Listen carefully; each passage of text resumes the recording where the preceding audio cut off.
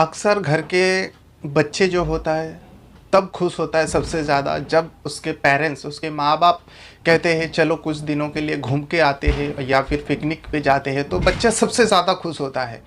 वैसे ही एक माँ अपनी बेटी को कहती है चलो आज हम पिकनिक जाते हैं और घूम के आते हैं, तो वो लड़की जो है बहुत खुश हो जाती है और उसी माँ के साथ वो चल देती है पिकनिक मनाने के लिए। एक जंगल में जाती है, जाने के बाद वहाँ पे उस लड़की के साथ जो हैवानियत होती है, जो दरिंदगी होता है, वाकई वो कभी सपने में भी नहीं सोची होगी और उसको सोचने का इतना समझ भी नहीं थी, क्योंकि वो एक छोटी मासूम थी, 9 साल की बच्ची थी। और फिर उसके बाद वहाँ जाने के बाद उसकी माँ अपने ही बेटे से कहते हैं तू अपने बहन का रेप कर, और रेप करने के बाद ये भी फिर उसके बाद वो अपने बेटे को कहता है जो तेरे दोस्त आया हुआ है उन दोनों को भी बोल जो इसके साथ रेप करे।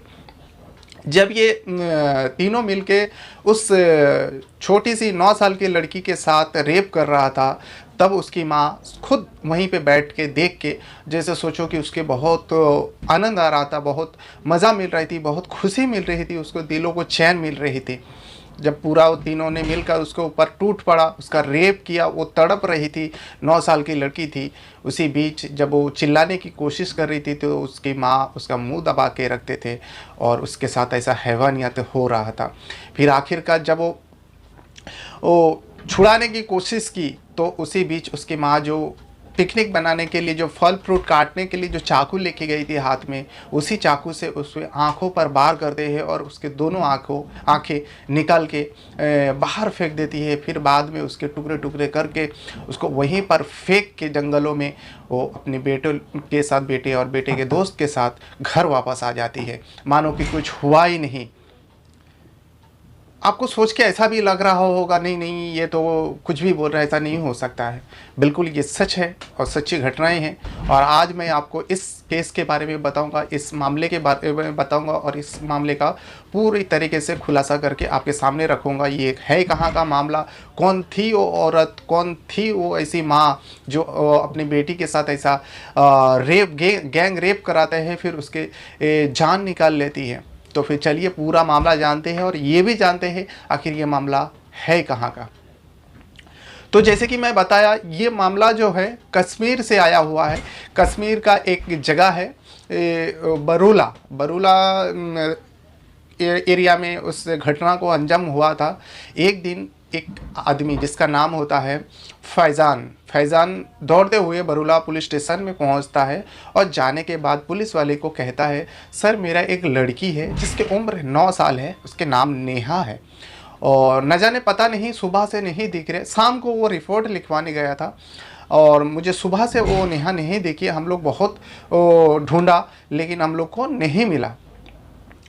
बस क्योंकि 9 साल की लड़की और हमारे देश में अभी ऐसा चल रहा है, बच्ची के साथ भी रेप हो रहा है, तो इसीलिए उस जो पुलिस स्टेशन में रिपोर्ट लिखाने पुलिस वाले ने सोचा कि चलो जाके छानबीन करते हैं। सबसे पहले उस फैज़ान के घर में जाते हैं और जाने के बाद आसपास के लोगों को देखता है, पूछताछ करता है, कुछ हाथ नहीं लगता तो वही देखता है कुछ दुकानों में बाहर सीसीटीवी कैमरा लगा हुआ है। उस सीसीटीवी को भी पुलिस वाले ने चेक किया तो पता चलता है हाँ सुबह के वक्त वो लड़की नेहा दिखी तो है, लेकिन अकेली उसी रास्ते से कहीं जा रही थी, लेकिन आने का उसका कोई निशानी नहीं मिला, कोई वीडियोस नहीं मिला। तो इसीलिए पुलिस वाले ने बहुत छानबीन किया लेकिन उनका हाथ कुछ नहीं लगा और छानबीन करने के बाद दिन बीतते गया, काफ़ी समय हो गया, लेकिन उस नेहा का कुछ भी नहीं पता चला। लेकिन अचानक एक दिन 27 सितंबर करीब महीना गुजर गया, एक व्यक्ति का फ़ोन आता है पुलिस स्टेशन में, वही जो बलूरा पुलिस स्टेशन में फ़ोन आता है और कहता है सर यहाँ लाश पड़ी है, हमें लग रहा है ये बहुत पुराना लाश है, आप लोग ज़रा जल्दी आइए। तो जैसे ही लाश की खबर मिलती है तो पुलिस वाले उस मौके उस जगह पे पहुंचता है जहाँ पे लाश की खबर मिली थी। तो जाके देखता है वो लाश नहीं थी, वो बॉडी भी नहीं थी, क्योंकि काफ़ी टाइम हो गया था, इसीलिए वो सड़ चुका था, गल चुका था। और फिलहाल वो देख के पुलिस वाले ने उस बॉडी को कब्ज़े में लेती है, फिर उसके बाद पोस्टमार्टम को भेज देती है, क्योंकि वो भी जो बॉडीज़ थी वो एक छोटी सी बच्ची की थी। तो और इससे पहले ही गुमशुदगी की रिपोर्ट लिखा चुका था नेहा का, जो 9 साल की लड़की थी। तो इसीलिए उसका पोस्टमार्टम हुआ और उसका पता चला कि वो नेहा ही थी, वगैरह वगैरह सब टेस्ट हुआ तो पता चला वो नेहा की लाश थी। वही उसके बाप रो रहे थे। अब पुलिस वाले की, और इसके साथ साथ ये भी पता चला था पुलिस वाले को जो उस 9 साल के लड़की के साथ गैंगरेप हुआ था। अब पुलिस वाले के लिए जिम्मेदारी बन गई जो इस मामले का खुलासा करना, इस मामले का छानबीन करना। आखिर एक 9 साल के बच्ची के साथ इतना ज़्यादा हैवानियत कौन ऐसा शैतान कर सकता है। इसीलिए पुलिस वाले ने अब पूरा फोकस इस केस के ऊपर डालते हुए छानबीन करना शुरू कर दिया। सबसे पहले फैज़ान के बारे में पता करने की कोशिश की तो पता चला फैज़ान का जो ये लड़की है ये अपनी दूसरी पत्नी से है, यानी फैज़ान का 2 शादी थी और दोनों बीबियाँ है। अभी फ़िलहाल जो इस पत्नी के साथ रह रही थी उसी का ये लड़की थी जिसका नाम नेहा है। उसका दूसरी जो पत्नी है, जो पहली पत्नी है, उसी एरिया में रहता है और उसके पास एक 16 साल का बेटा भी है। और ऐसा भी नहीं जो फैज़ान उसके साथ रिश्ता नहीं रखता, रिश्ता है, उनके पास भी जाता है, लेकिन सबसे ज़्यादा टाइम जो ये अपनी इस नेहा के माँ के साथ बिताती है, नेहा के साथ बिताते हैं। तो जब पता चलता है पुलिस वाले छानबीन करता है और जो पहला पत्नी है जिसका नाम है फ़ातिमा से भी पूछताछ होती है, लेकिन फ़ातिमा सीधा इनकार कर देती है जो हमें नहीं पता।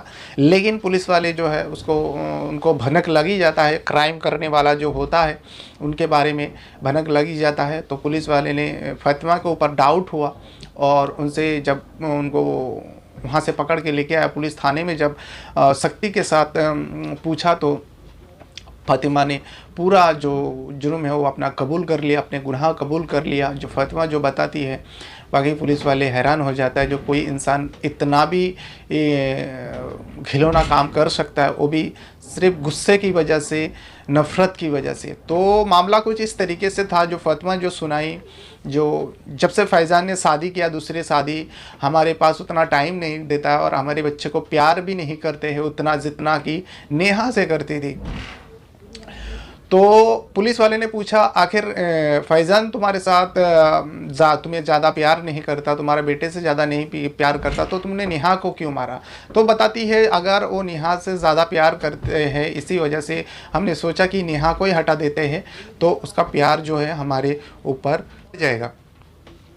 बस इसी सोच के चलते मैं नेहा को एक दिन प्लान के मुताबिक, नेहा हमारे घर में भी आती थी और हमें माँ भी कहती थी। अब यहाँ पे देखिए इस 9 साल की बच्ची को ये भी नहीं पता था और उनको ये लगता था ये मेरी जो पिता का पत्नी है तो वो मेरी माँ है, वो माँ कह के ही बुलाती थी और उसी माँ ने उस बेटी के साथ ऐसा हैवानियत किया। तो बहरहाल फ़ातिमा बताती है और नेहा मेरे पास भी आती थी, हर रोज़ आती थी और उस दिन भी आई। और जिस दिन मैं इस काम को अंजाम देने के लिए सोची, नेहा जब आई तब मैं नेहा को बताई चलो आज हम लोग पिकनिक पे जाते हैं।